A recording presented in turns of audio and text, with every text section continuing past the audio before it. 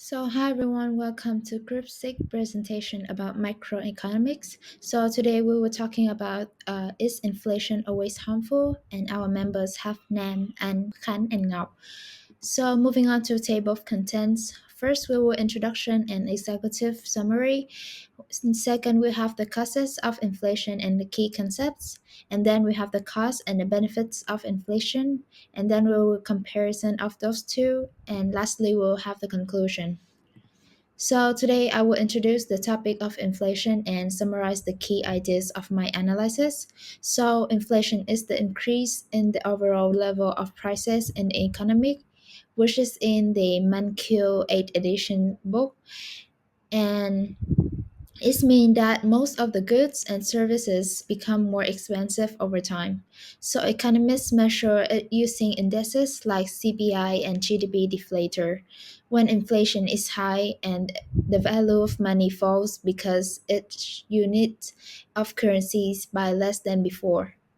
So many people think that inflation is always harmful, but this is not completely true.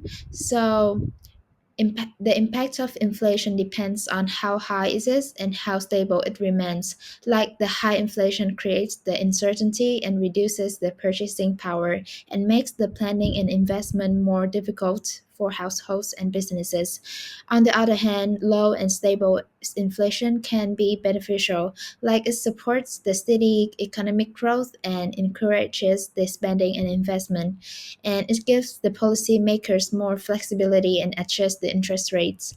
So it also helps to prevent the deflation, which can lead to unemployment and slow economic activity. So in summary, I have that inflation is not always harmful. A moderate and predictable level of inflation can bring the important benefits, while the high or unstable inflation can still pose the serious risk to the economy. So the next part is the causes of inflation. So inflation doesn't come from a single source. It's driven by several key forces. First, we have demand pull inflation.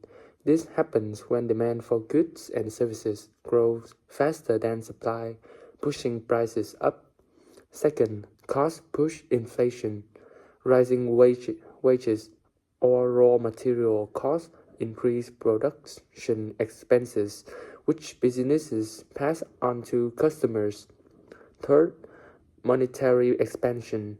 When too much money is circulating in the economy, purchasing power decreases and prices rise. Finally, imported inflation. If the cost of imports go up, for example, energy for or food, domestic prices also increase. So, my name is Đinh Nguyễn Đan Anh, and now let's have a look at the cost of inflation after exploring why it happens. First, about the true-later cost. Inflation reduces the meaning of money, so people don't want to hold cash and they go to the bank frequently. It means that they waste time and lose effort. And the graph here illustrates the total deposits at the credit institutions in the past 10 years in Vietnam. You can see here the number of residents deposits their money in banks and in any credit institutions has increased strongly. Next, about the menu cost. Printing new menu pages and dealing with annoying customers are two main factors that firms need to deal with in case that they change prices in inflation period because the strong fluctuation value of money. Next, about the relative price variability and the misallocation of resources. When inflation distorts relative prices, consumer decisions are distorted and markets are less able to allocate resources to their best use. About the confusion and inconvenience, well, accounting financial statement due to it increasing the existent cost in the economy, leading to the reduction in firm value. According to the IJRBS report in 2020, history, well, we all know that money is the economic valuation. So when it strongly fluctuates, it means that the firm hardly to identify to um, like they determine their real firm value. And final one is the arbitrary redistribution of wealth. The strong value, the strong vari- the strong variation of money evaluation, leading to borrowers and lenders not adjusting nominal interest rates in time to the flow of money. Well, because in the inflation period, the lenders is the one who can benefit because of the growth of price. But in case that the deflation happens, the borrowers who will be the one who earn the benefit from the reductions of value of money. Our group has talked about the cost and some costs of inflation. Now we will talk to some benefit of inflation. In most scenario, inflation is usually viewed negatively, but in reality, moderate and predictable inflation can bring several important macroeconomic benefits, such as it help economic growth, support investment, and encourage productive behavior. Today, I will highlight 5 key benefits.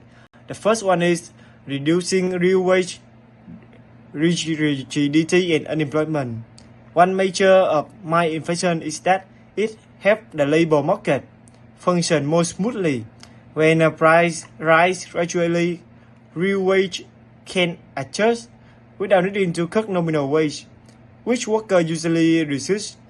This reduces wage rigidity and make it easier for firms to hire and adjust labor costs and expand production. A prime example would be Japan under Abenomics, when inflation moved closer to 2% GDP, increased from 1.3% in 2012 to 2.2% in 2013, and unemployment dropped from 4.3% to 3.6%.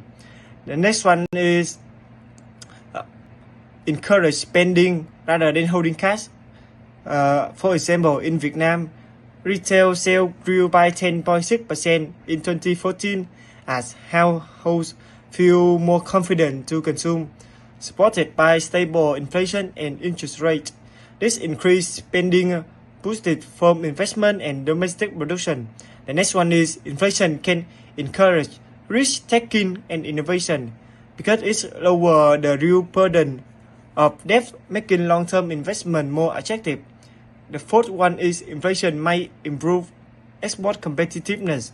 When inflation leads to currency depreciation, domestic products become cheaper abroad, helping export less room. And the last one is moderate inflation, allow price and wage to adjust more easily, helping firms operate more efficiently and preventing unnecessary unemployment. Now lastly, I will compare why benefits outweigh the cost of inflation. Firstly, let's have a look at the cost of inflation.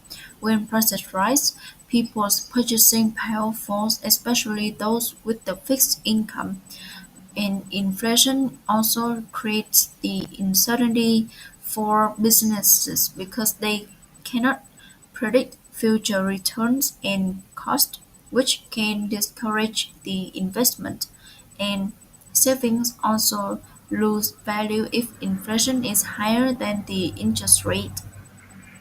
Overall, high and uncontrolled inflation can destabilize the household and also the firms. But however, moderate and stable inflation actually brings many essential benefits. For example, it helps economies avoid deflation, which is much more damaging because it raises real interest rates and discourages spending. And moderate inflation encourages borrowing and investment, supporting job creation.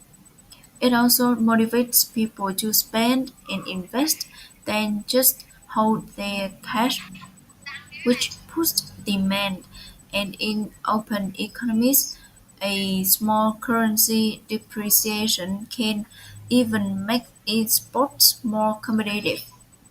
So why the benefits outweighs the cost? Most cost of inflation, for example, like menu cost or price changes, are small, but the benefits operate at the macro level. They support economic growth, employment, and financial stability, and moderate inflation helps prevent long-term stagnation like what Japan experienced during periods of deflation. It also keeps the economy dynamic by supporting investment, spending, labor markets flexibility. So, in conclusion, while inflation has some downsides, moderate and well managed inflation brings much larger economic benefits, and it promotes growth, stability, and helps in economies avoid self-downturn. So, lastly, in conclusion, we have that inflation has some drawbacks, like higher costs and the wealth redistribution. However, when managed properly, the benefits typically outweigh the issues, and moderate inflation can stimulate the economic growth by encouraging spending, investment, and innovation. It can also reduce the wage and rigidity and boost the export competitiveness. For economies facing stagnation or deflation, these positive effects are especially important. If inflation is kept at the manageable level, it helps to stimulate the economic activity and ease the debt burdens. Ultimately, the benefits of the economy more than the cost it brings.